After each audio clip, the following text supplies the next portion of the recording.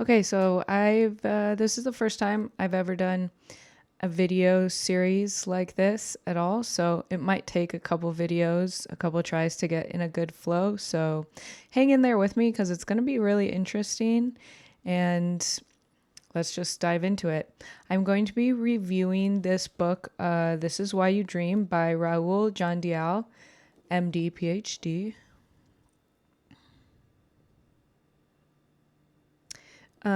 It was really interesting. Honestly, I give it a 10 out of 10. I think it's a great read. It's easy to read and it has a lot of interesting parts. It has a lot of practical tools and a lot to think about, a lot to get your wheels spinning and inspire your dream practice or, inspire you just in general about life.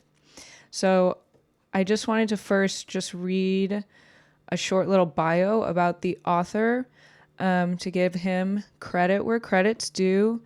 I got this from Chat GPT. I didn't find any bio on his website and there wasn't much on Wikipedia. So the best I got is from Chat. So I'll just read this really quickly. He is a dual trained brain surgeon and neuroscientist and has gained international recognition for his work in both the operating room and lab, combining clinical practice with research on brain tumors, neurodegeneration, and the brain's response to cancer treatments. His work focuses on understanding the brain's resilience and plasticity, especially in cancer patients who undergo surgery, chemotherapy, or radiation.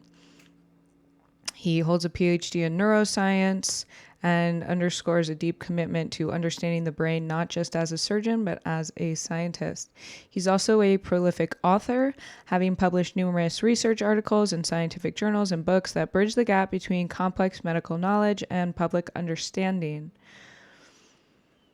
Beyond his surgical practice, he teaches and speaks widely, making brain science accessible to non-specialists. His media appearances and contributions to public platforms reflect his mission to communicate science in relatable ways. He also participates in humanitarian efforts, performing surgeries, and teaching neurosurgical techniques in underprivileged regions. So, his blend of expertise, from research to public speaking, marks him as a unique figure in modern neurosurgery and neuroscientist. So I really liked reading this book. My background in dreaming is from like the what somewhat some might call the like other side of the spectrum. My background in dreaming is from a far more like traditional and archaic and shamanic perspective because that's just how the fates aligned for me. I found my teacher out of fate. I'll save that story for a different video.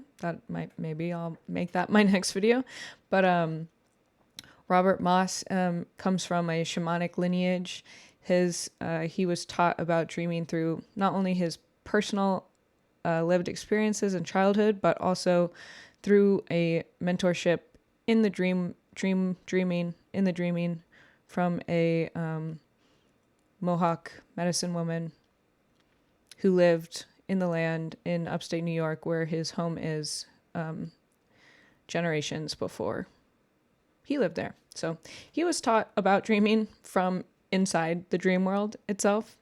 And I'll actually swing back to that at the end of the video. So his lineage is extremely traditional, archaic, from earth traditions.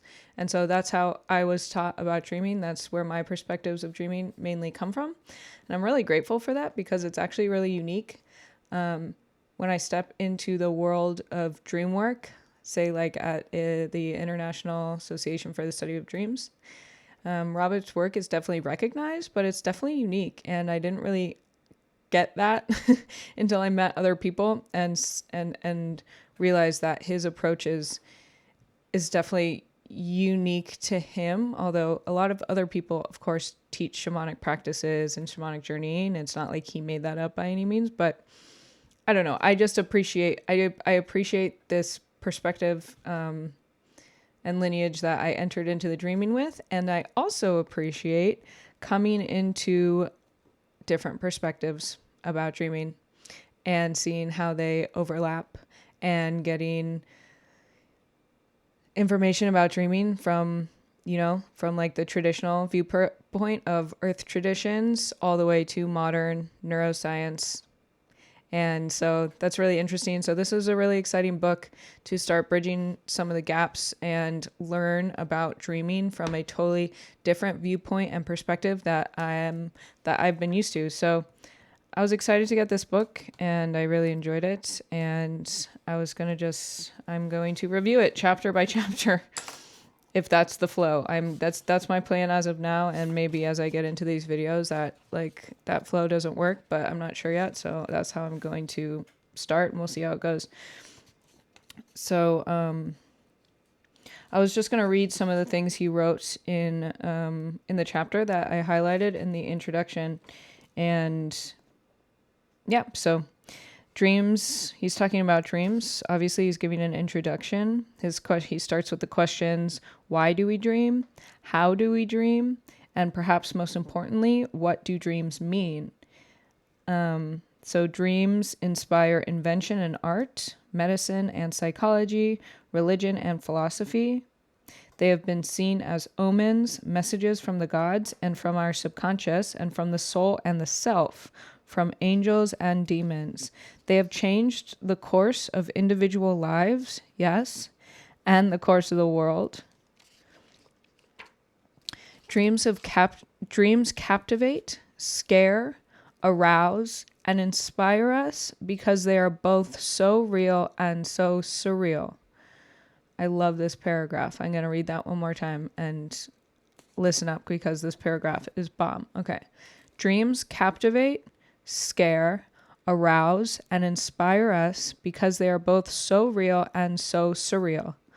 We are simultaneously creators of our dreams and helpless participants in our strange creations. Dreams emerge from us, but seem somehow apart from us. Home movies that we have conjured that do not follow the laws of time or nature, both intimate and out of our control. As the British poet Lord Byron writes, sleep hath its own world, and the wide realm of wild reality, and dreams in their development have breath, and tears and tortures and the touch of joy, and they leave a weight upon our waking thoughts, and they take a weight off our waking toils. Amazing. Don't have anything to add to that. Amazing as it is. Perfectly written. Given the often disjointed and illogical nature of dreams, it may be hard to grasp how the imagined tears, tortures, and joys of our dreams reveal much about us. Over time, however, they paint a vivid picture of how we see ourselves and the world. They illuminate our nature, our interests, and our deepest concerns. In this way, we are uniquely our dreams, and our dreams are uniquely us. Such a fire intro. I was so excited reading that. I was like, I wish I wrote that. It's so fire. It's so good. This next sentence I kind of disagreed with, though. He said, although the creation of dreams may seem mysterious, their source is anything but. And then talks about how dreams come from the brain. And that this gets in, a lot of this book gets into the kind of existential question of like, what is the difference between your mind and spirituality, or like beyond your mind. And so he's like, oh, like their source is not mysterious because their source is the brain. And I might disagree with that. I would say that, like, obviously, and he proves that very well in this book, that you can see the mental activity of the dream state in the brain and learn a lot of interesting things about what's going on in the brain when we dream. But I wouldn't necessarily say the source of dreams is in the brain just as much as I would say the source of consciousness is in the brain. Like, where is it, though? And when the brain, because that means that when the brain is no longer functioning, there is no longer this consciousness or individual consciousness. And personally, it's my opinion, I don't believe that. I don't think you cannot physically measure consciousness or pinpoint it. And definitely not just like by studying the brain. That's my opinion. Other people might have different opinions, but let's go on. So he says, dreams are a different form of thinking. It is their very wildness that gives them the potential to be transformative. Great leaps in art, design, and fashion are built on the type of divergent thinking that comes naturally in dreaming, and it is culture, language, and creativity that has allowed humans to flourish far beyond our physical evolution. Dreaming is at the heart of all of this. Today, the word dream means many things: ambition, an ideal, a fantasy, and the vivid narratives generated during sleep. Neuroscience is showing that the boundaries between sleep and waking are not so clean after all. Dreams can help you solve a problem, learn a musical instrument, a language, or a dance move, practice a sport, give you clues about your health, and make predictions about the future. Dreams can be spiritually enriching. Forgetting dreams can still shape your mind and influence your day. You can learn to remember dreams, prime their content, and even control them during something called lucid dreaming.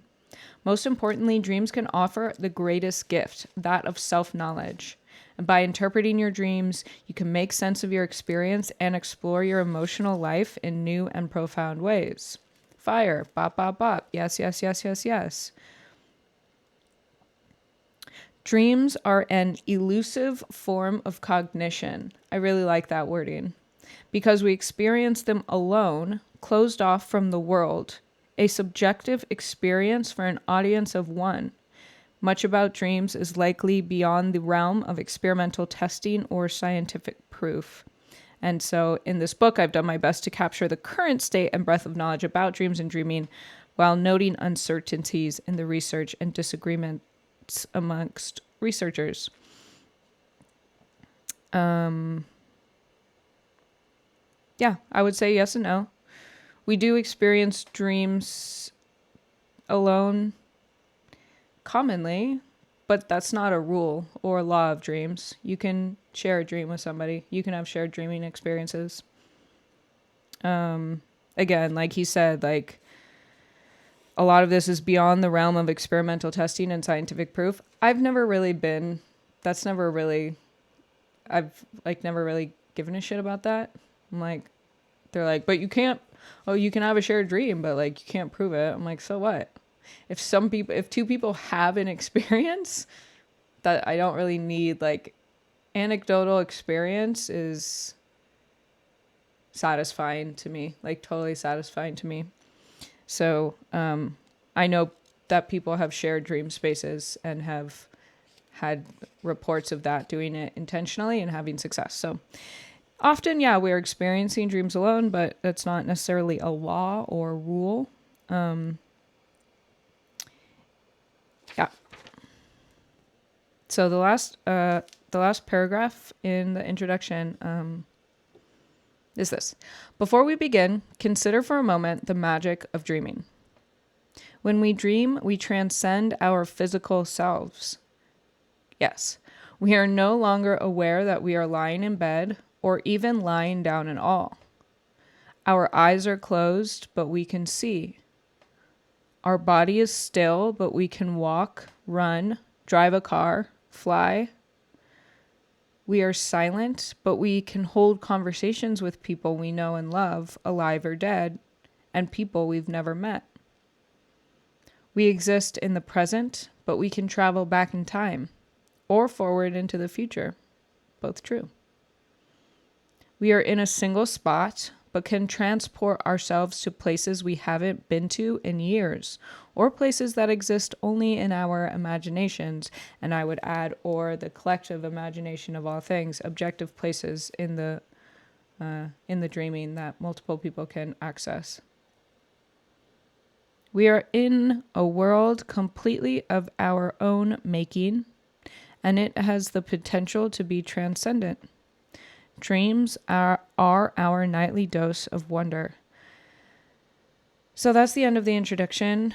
I was really excited by this introduction. I was like, that was so well written and so well put, and I couldn't have said it better myself. And it's like one of those things, yeah, where it's so satisfying to read something about like the way you feel that you haven't yet been able to put into words, and then somebody else puts it into words and you're able to receive that. Such a great moment of satisfaction. That's how I felt about this introduction. I was like, wow, nailed it. So eloquent, so clear, so intriguing. And then I was just going to add a couple of points of my own about the last sentence, because otherwise I thought that introduction was like perfect, and it's like, what is there to even add? So this is what I will add. He says in the last sentence, he says, we are in a world completely of our own making when we're in a dream. And that I wouldn't wholly agree with, and I'll give you some examples. I think commonly we are in a world of our own making. I think most commonly, the way I've described it now, and a lot of my descriptions change throughout the years, so please don't be like, you said this once and it's the final thing. It's like, this is the metaphor I'm using for now. So I think a lot of times most commonly we're dreaming within our own field of information and our immediate field of information. So like the immediate informational field that has a lot and mostly to do with us. So a lot of times we are dreaming about our subconscious fears and desires, our common life, our goals, our past things that happens to us in the past, things we're holding on to, traumas, desires, etc.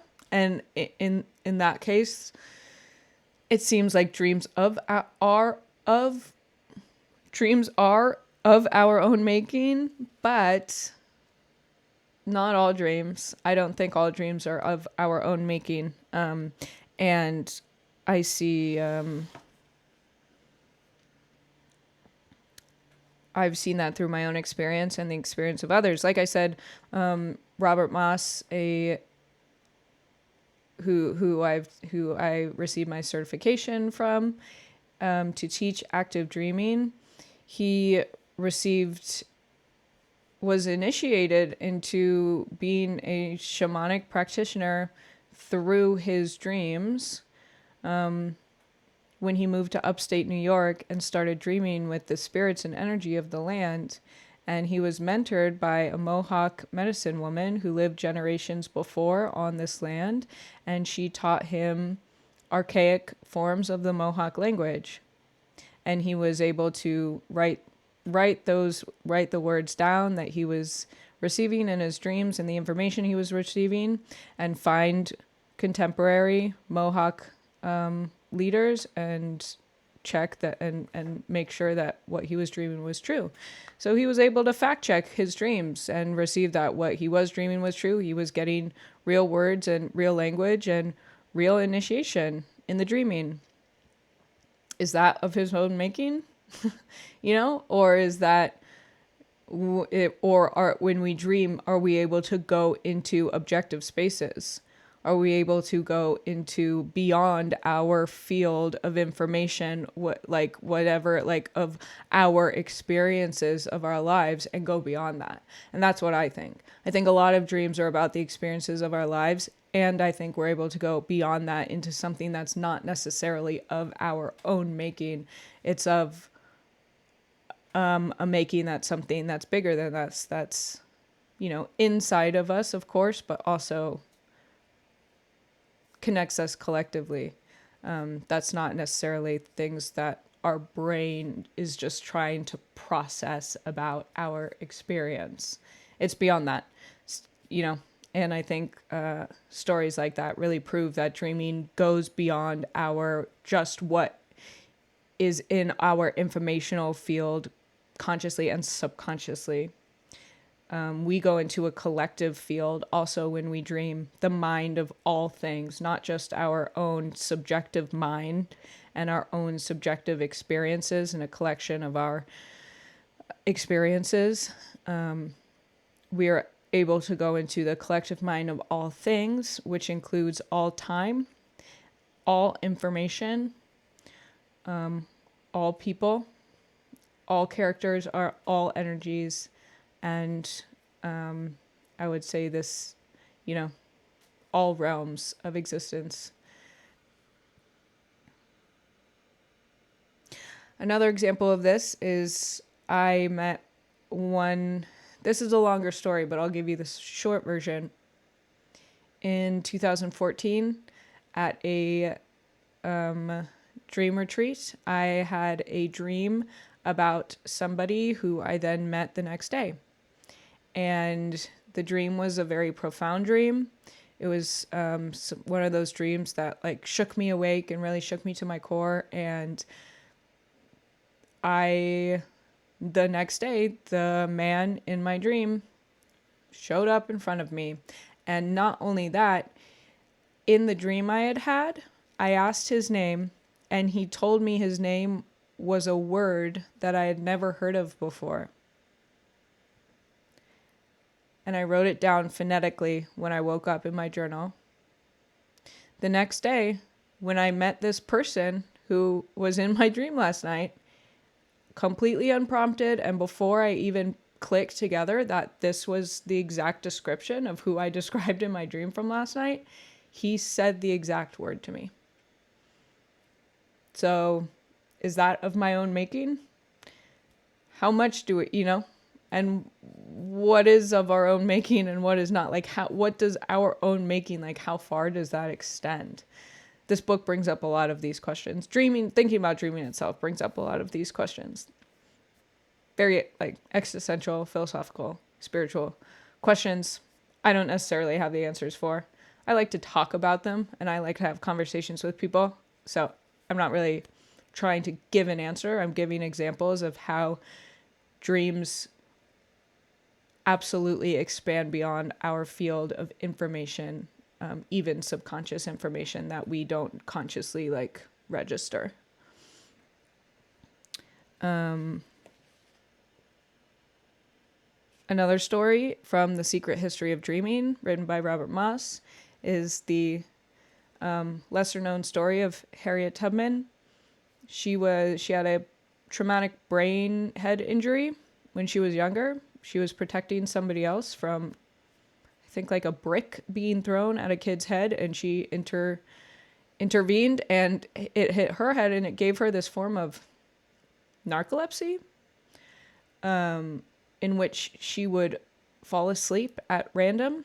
But when she fell asleep, she would actually project outside of her body and go into her dream body, but was able to see in the actual physical world where she was and where they were to go. And this is how she was able to navigate the Underground Railroad and build it and take others with her successfully. So the story from her own journals is that she was able to, when she would have these narcoleptic moments, she wasn't just falling asleep.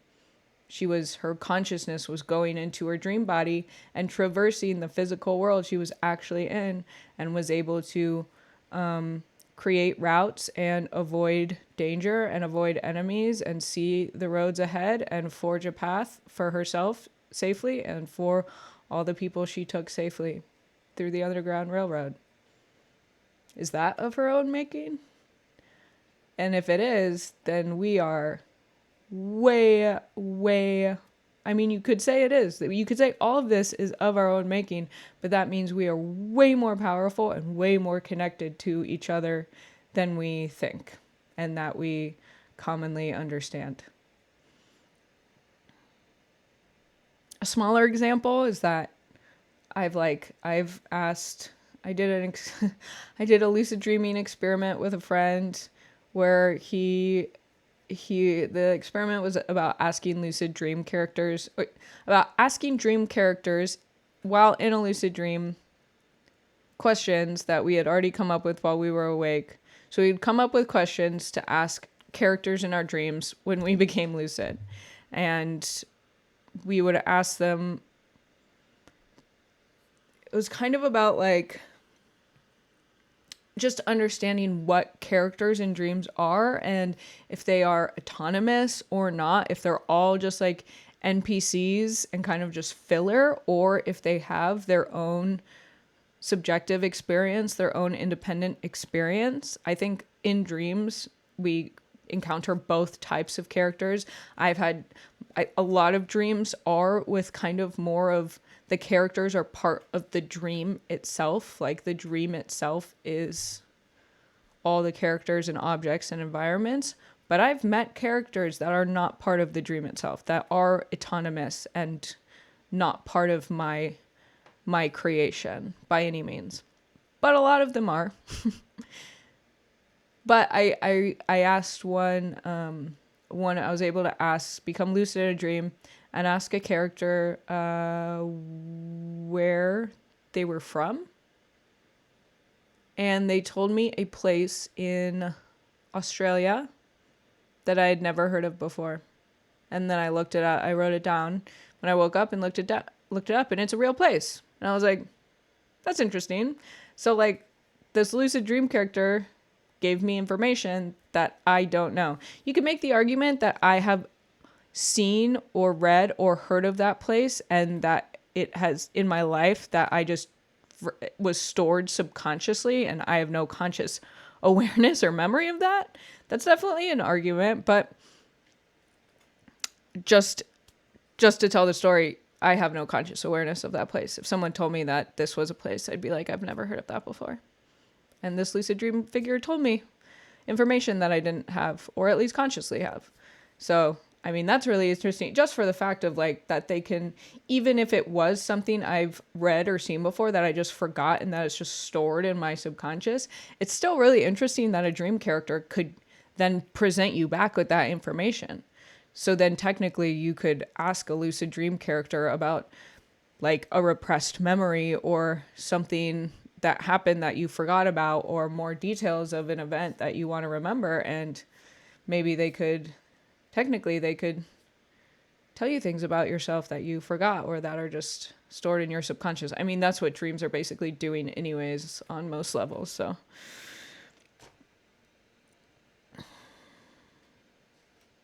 So yeah, that's basically it. I was just saying some and a lot of our dreams are within our personal energy fields and fields of information, but not all of them. There are absolutely dreams that go beyond our field of information, beyond our personal experience of life, both conscious and subconscious, and into the collective mind of all things, where all information, known and unknown, and all people, all characters, all energies, known and unknown, are available to us. So this was the introduction. I hope this has sparked a little flame of curiosity and inspiration. We're going to keep getting into this book. There's so many more interesting things to explore. So I'm excited to move forward.